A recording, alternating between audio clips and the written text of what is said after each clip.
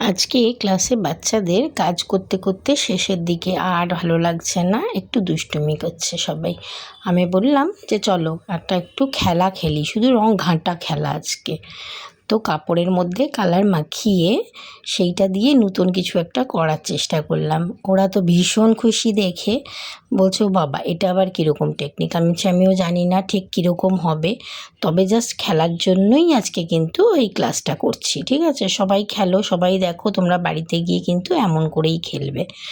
তো সেই জন্য রং মাখিয়ে প্রথমে এরকমভাবে একটা কাপড়ের মধ্যে নিচের দিকটা মেরুন আর উপর দিকটা ইয়েলো দিয়ে এরকমভাবে কাপড়ের মধ্যে মাখিয়ে নিয়ে সেটা ঘষে প্যাস্টেল দিয়ে করা শুরু করলাম। আর নেক্সট ফ্লাওয়ারটাও তাই, নিচের দিকে ডিপ ভায়োলেট আর উপর দিকে লাইট ভায়োলেট দিয়ে তারপরে এইভাবে রং ঘষে ওই একই প্রসেসে করা হলো।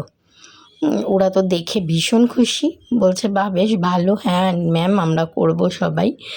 তারপরে এই প্যাস্টেল দিয়ে এবার যখন মোটামুটি ওদের ভালো লাগলো, মজা লাগলো, তাহলে একটু প্যাস্টেলে একটু ডিটেলিং করা যাক, তেমন কিছু করব ভাবিনি শুরুটাতে।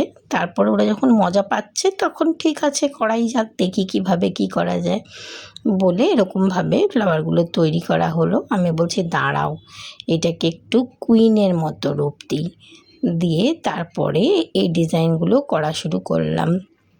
নিচে হোয়াইট কালার ঘষে নিয়ে তারপরে কিন্তু এই স্ক্র্যাচার দিয়ে এই ডিজাইনগুলো বের করতে হয়।